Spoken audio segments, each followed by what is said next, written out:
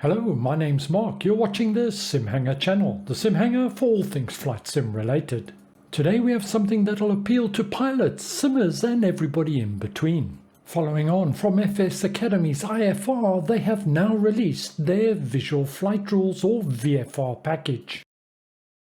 VFR is a set of tutorials that reflects real-world training and put together by a real airline captain. VFR is where all pilot training starts. These tutorials will equip you with real-world skills to enable you to become a better pilot, to refresh your VFR skills and assist you if you want to fly online. Put together in an easy-to-follow format, it's like having your own instructor on board. Each lesson is a separate module and you can learn at your own pace and have some fun while you're doing it. I've been using this package now for over a week and I've really enjoyed it. Overall, I give this 8.75 out of 10 and it is recommended without hesitation.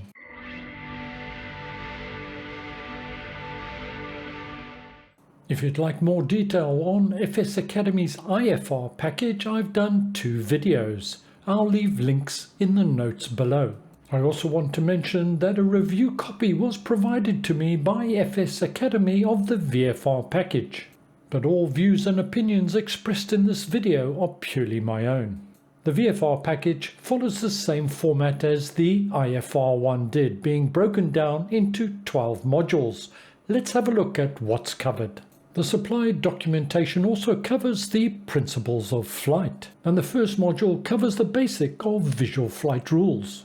Module 2 covers landing, the impact of flaps on your approach. Module 3 covers circuits and go-arounds, and Module 4 is airspace simplified. Module 5 is night VFR, and Module 6 is on short field and crosswind landing. The next module covers what to do when things go wrong, and Module 8 is mountain and valley flying. This is then followed by 3 short trips, one in the UK, one in the US and one in New Zealand. Module 12 finishes off the training with a skills check. Each module is accompanied by the necessary documentation. This will include explanatory notes, charts and maps to aid understanding, and in each module you're guided by voice of the instructor. The modules are arranged in an order that you can build one skill on another. The VFR download is a zip file. Unzip using your favorite unzipper in any chosen location. The program is available from SimMarket and coming soon to flightsim.com and Aerosoft. Once it's unzipped, get the FS Academy-VFR directory and copy that directly into Microsoft Flight Simulator's community folder. And you're done. To access FS Academy's VFR modules, you need to go to the Activities folder. Click on that, and once open, then choose Bush Trips. Each of the modules will be shown separately. This is very convenient, particularly if you need a refresher on one particular aspect. Click on the respective module and you're away. As per the IFR package, the easiest and best way to show off this package is to do one of the modules, and today we're going to do VFR08 Mountain flying. Module 8 is in Colorado. We're departing from Telluride. The tutorial will go through the impact of valley winds and ridge crossings as well as valley turns, and the impact of updrafts and downdrafts on the aircraft. The module documentation includes any reference information that you may need in order to complete the module. A variety of GA aircraft is used across the modules. Today we're in the Beechcraft Bonanza G36. Let's get started. Before we jump into the actual tutorial, I just thought I would mention one thing that is very significant.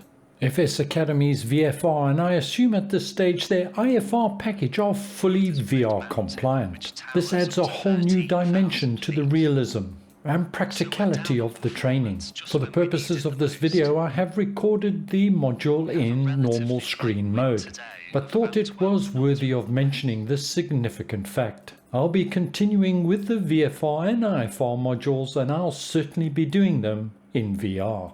And it seems to have zero impact in terms of frame rate. Anyway, back to the module. This is Telluride, Colorado. a high-altitude airfield surrounded by stunning mountain ranges. Mountain flying is a vast subject in its own right. We'll touch upon the basics today. The full module took me about 12.5 minutes to complete. Today we'll be looking at an edited version. The instructor goes on to explain the importance of elevation and engine power. Telluride being at over 9,000 feet. And as we can see, he's already leaned the mixture for us. I also note that the temperature outside is -2 degrees. So I've put on my defrost and cabin heating to try and reduce the risk of ice build-up. Optimize engine power. Next is the terrain itself. Straight ahead is Red Mountain, which towers up to 13,000 feet. So we're down on performance just when we need it the most. We have a relatively light wind today of about 12 knots from the west. On flat land this would be no problem at all, but in the mountains we need to give it serious consideration. Anything over 20 to 25 knots starts to become hazardous and may prevent our flight from going ahead, despite what might otherwise be glorious conditions. For our more moderate winds, we need to consider which side of a valley we'll fly along, as one valley wall will give useful updrafts, whilst the other side would present hazardous downdrafts. Take off from runway 09. The instructor advises us to take off on runway 09 with the tailwind, to get the gear up as soon as it's safe to do so and make an immediate right turn and head down the valley. He recommended that we keep our flaps at 1 notch down until we've completed the turn.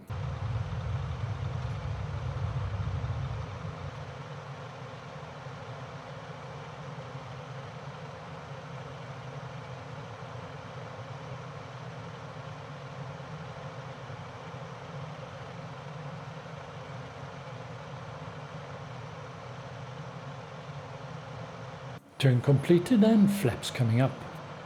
Can't seem to adjust my prop. Never mind, I'm going to continue with the tutorial. I've obviously got the wrong configuration set up for my controllers. The wind is flowing over the valley walls just like water over a rock. We're flying on the upstream side of the rock, riding the flow upwards. The updraft is quite apparent here and I'm having to put in a fair amount of trim to slow the climb down. Wind pushing me upward. The instructor has told me to follow the valley to the left.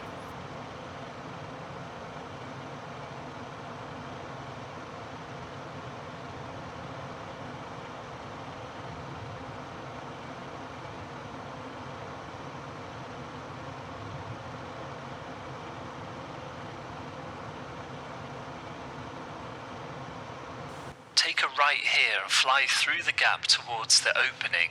Climb a little higher to give you more height.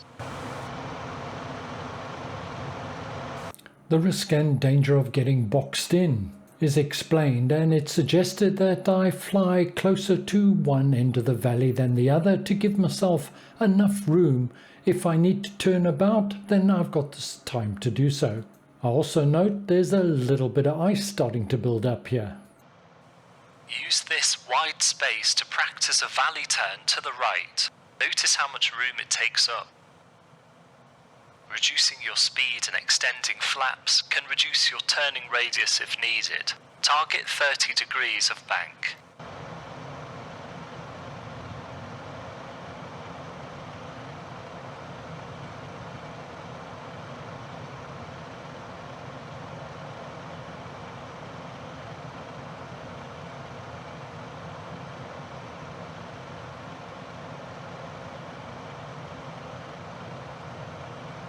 Fly through the gap again to leave the way we came in, again aiming for 10,000 feet.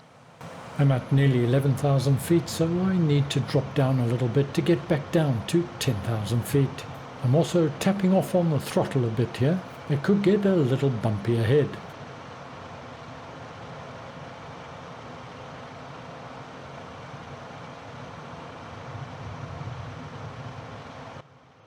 Now follow our valley around to the left. This time we'll fly on the western wall, again to our left. This will be the leeward side, with the air rushing back down the downstream side of our rock. Okay, so I'm instructed to stay on the left-hand side, and we're going to get the downdraft this time. I'm going to have to watch the altitude, that I don't start dipping down. Already starting to feel it and having to just trim up because I'm dropping below 10,000 feet, adding in more trim and a little bit more back pressure on the yoke. Now heading back towards Telluride, and the ice on the windscreen's cleared. Feel how we have a higher nose attitude and need to fight a waterfall of air to remain level. If it gets too much, make a gentle turn to the right towards the valley floor. Well, it's certainly getting quite choppy at the moment. And once again, I'm going to start pulling back on the throttle just to slow down a little bit, and certainly more of a nose-up attitude.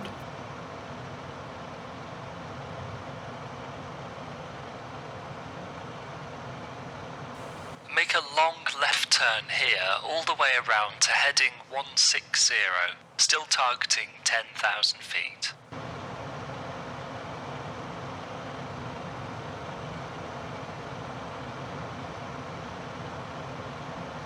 Keep the turn going to heading 160, and we're going to look at crossing ridge lines.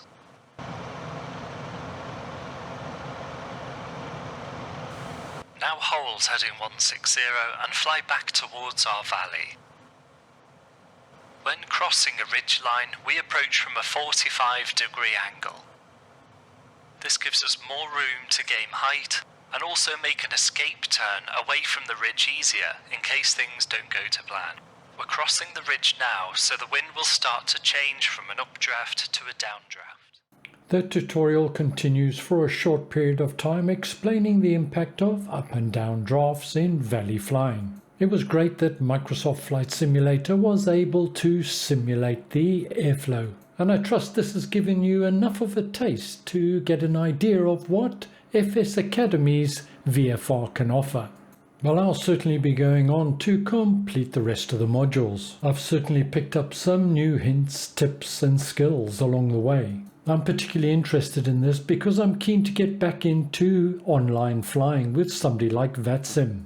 And this, combined with the IFR package, gives me all the grounding and training that I need. For real-world pilots, it offers an opportunity to keep your skills sharp. Priced at around £20, it's value for money in my opinion. And particularly so because it's something you can come back to time and time again.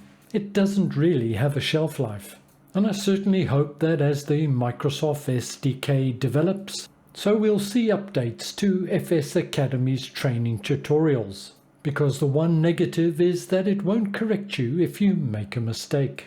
VFR's for me, is it for you? Let me know in the comments below.